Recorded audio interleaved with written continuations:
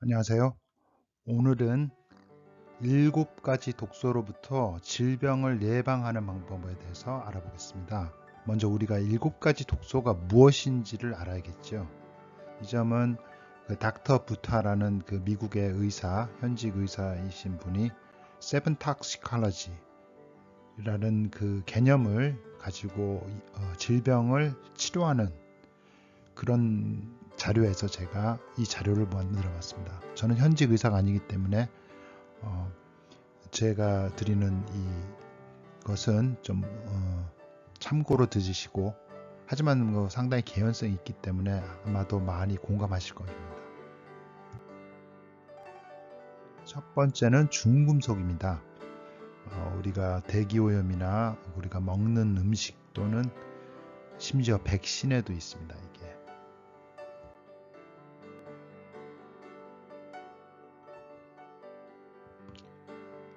10명 중에 8명, 미국에서 10명 중에 8명, 즉 80%는 사망 원인이 심장질환과 암이라고 합니다.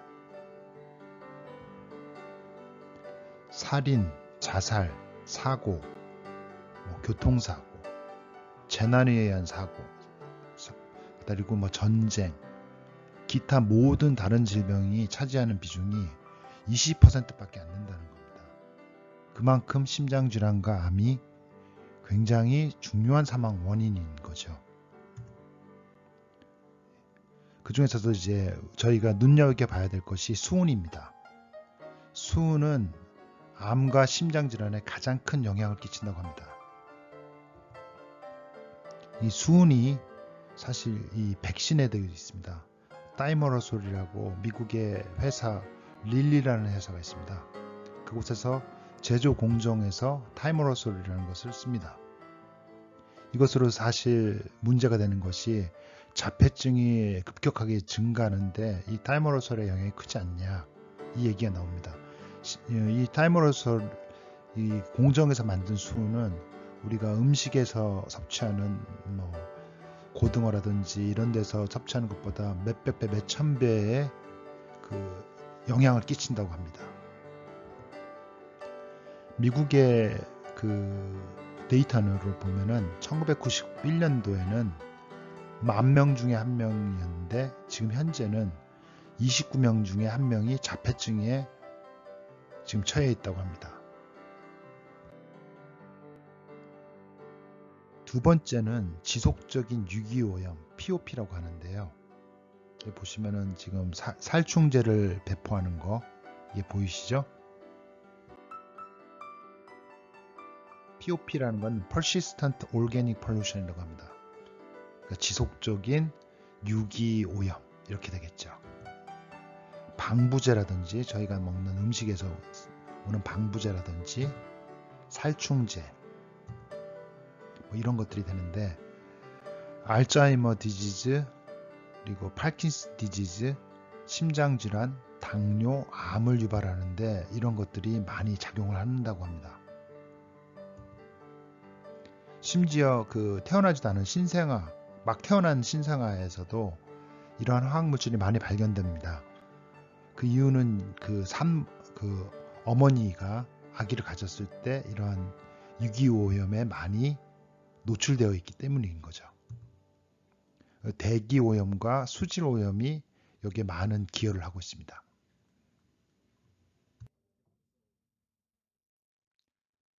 세 번째는 기회성입니다. 그 박테리아라든지, 오른쪽에 보면은 박테리아가 그 보이죠? 그리고 바이러스 같은 것들, 마이크로포브 이런 것들을 얘기합니다.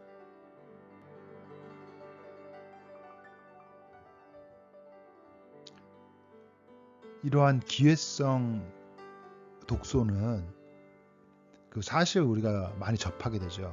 우리 몸에 300 트릴리언, 300조의 바이러스를 실제 우리가 갖고 있다고 합니다. 박테리아나 이런 것들을. 근데 만약에 면역 시스템에 문제가 생기면 이러한 기회성 박테리아나 바이러스들이 질환이 되는 거죠. 예. 어떤 사람은 이제 독감, 폐렴에 걸리고 어떤 사람은 독감폐렴에 안 걸리는 이유가 있죠. 이것은 이제 면역 시스템이 얼마나 우리가 강하냐 안 강하냐 이것과도 상당히 연관이 있습니다. 그 면역 시스템이 약화되는 경우가 그 첫 번째 독소였던 제가 말씀드렸던 중금속이라든지 지속적인 위기오염 이런 것을 처해지면은 이런 기회성 독소들, 그러니까 지금 가장 우리가 지금 관심 있는 부분이 이제 코로나 바이러스 같은 경우죠. 이런 것들에 바로 영향을 주는 겁니다. 사실 그 적절한 면역 반응은 면역 시스템이 제대로 작동한다는 증거입니다. 그러니까 독감 시에 열이 많이 나거나 감기 때 뭐 콧물이 나거나 뭐 약간 몸살이 난다든지 이런 것들은 사실 자연스러운 반응으로서 너무 민감하게 대처하지 않는 것이 오히려 더 나은 거죠. 그렇게 함으로써 면역 시스템이 이러한 기회성 독소와 싸움으로 인해서 기억을 할 수 있게끔 해주는 거죠. 그래서 이제 적절한 면역 반응은 일반적으로는 면역 시스템이 학습하는 경우입니다.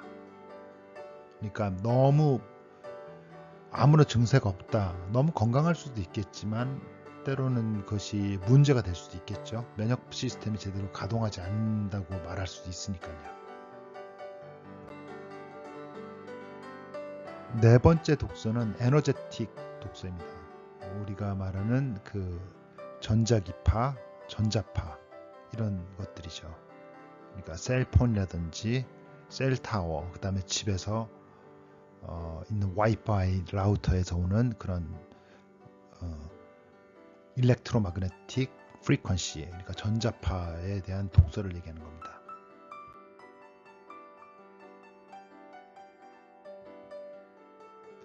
이제 집에서는 마이크로웨이브, 오븐이라든지 와이파이. 사실 그 셀폰은 귀에다가 바로 대지 않으면 크게 그 전자파가 크지는 않은 것 같습니다. 지금 현재로는요. 하지만 지금 미국에서 조사했던 바로는 예를 들면 청소년들이 보통 이제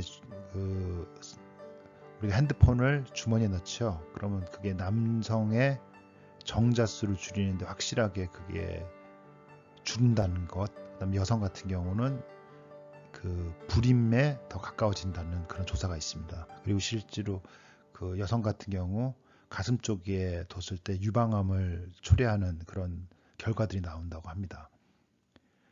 하지만 지금 현재 4G인 경우에 비해서 5G 같은 경우는 이거보다 훨씬 더 주파수가 고주파이기 때문에 그것이 조금 염려가 되는 부분이 있습니다. 예. 5G가 4G보다는 최소 20배는 강하다고 하는데요. 이 부분이 조금 염려는 되는 부분이죠. 이것을 에너제틱 독소라고 얘기합니다. 흔히 겪는 게 이제 두통. 그리고 이거는 제가 지금 최근에 느낀 겁니다. 제가 이제 코로나 바이러스로 미국은 지금 락다운이 되어 있는 상태이거든요. 그래서 갈 데가 별로 없어서 산을 좀 가봤습니다. 근데 최근에 산에 가봤는데 이제 봄이지 않습니까? 나비도 없고 호수에 개구리도 없고 벌레도 그렇게 많잖아요. 그리고 새들도 거의 없어졌습니다. 그리고 벌이 없어졌습니다. 이게 왜 중요하냐면 아인슈타인이 예전에 얘기했던 말이 있습니다. 벌이 없어지는 순간에 인류는 딱 4년밖에 남지 않았다고 합니다. 이건 제 얘기가 아닙니다. 알버트 아인슈타인, 상대성 이론을 만든 아인슈타인이 얘기한 겁니다. 지금 이렇게 심각하게 지금 종이 사라지고 있는 상태예요. 참고로 말씀드리면 제가 간 산들은 한국에 비해서는 우리 대한민국에 비해서 상당히 그래도 공기도 좋고 자연적으로 이렇게 잘 보호되어 있는 곳인데도 이렇습니다. 지금 현재 5월달 초에 산에 갔는데 날씨도 좋고 공기도 좋은데 뭐 새도 없고 벌도 없고 뭐 이랬습니다. 조금 염려가 되죠. 그리고 85%의 새들이 지금 둥지로 못 돌아간다고 합니다. 이것이 가장 큰 이유가 전자파라고 하네요. 다섯 번째는 감정적인 심리적인 독서입니다. 좀 우울해 보이죠?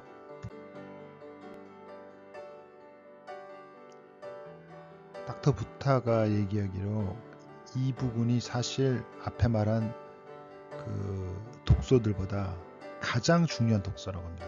이것이 질병 원인의 가장 큰 독소라고 합니다.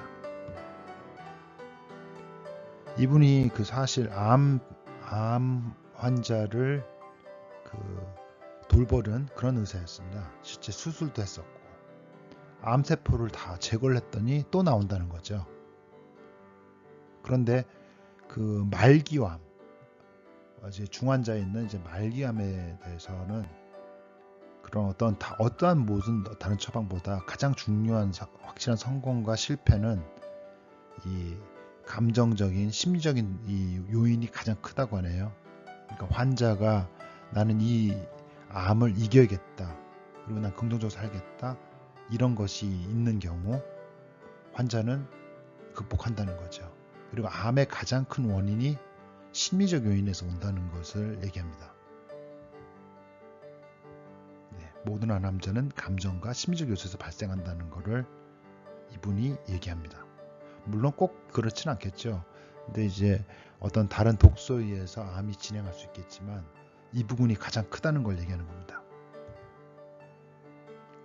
그리고 비단 그 닥터 부타가 얘기하는 건 암뿐만 아니라 모든 기저질환, 이제 크로닉 디지즈라고 그러죠. 심장질환이든 당뇨병이든 이 막대한 영향을 끼치는 것이 이 감정적 심리적 요소라는 겁니다. 독소. 그래서 스트레스, 공포심 또는 어렸을 적에 그 트라우마 같은 경우 있었던 경우가 질병의 가장 중요한 요소가 된다는 겁니다.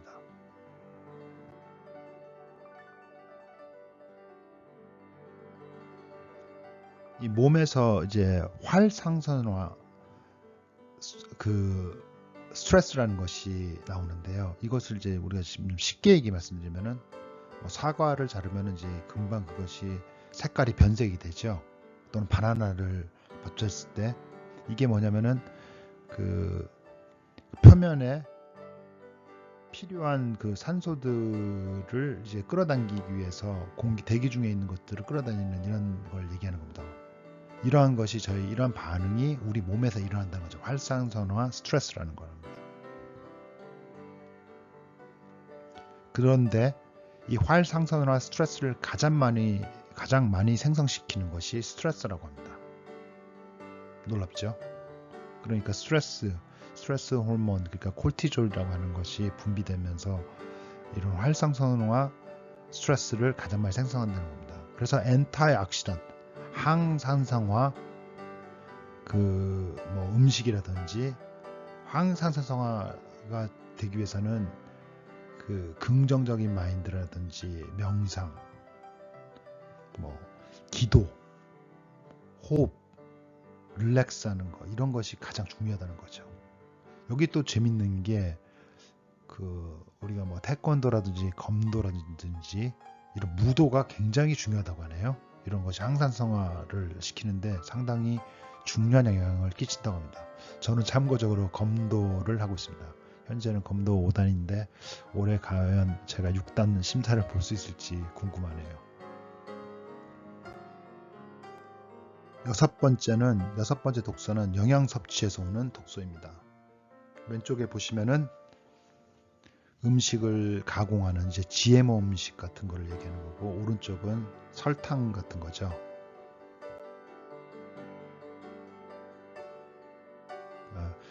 GMO 음식, 그 제네틱 그 유전적으로 수정된 음식을 말하는 거죠. GMO, 제네틱 마디피케이션 오르게닉, 그런 거죠. 살충제, 방충제에 노출된 음식들, 그런 것들을 이제 섭취했을 때 생기는 거고, 그리고 설탕, 설탕이 실제로 면역 시스템을 마비시킨다고 하네요. 예. 그리고 소금 이런 것들을 얘기하는 겁니다. 7번째는 영적 독소라고 하는데 제가 이 부분은 각자 이제 여러분들이 판단하시기를 바라겠습니다. 인간은 완전한 사람인가 또는 불완전한가 이런 질문들을 할 수가 있겠죠.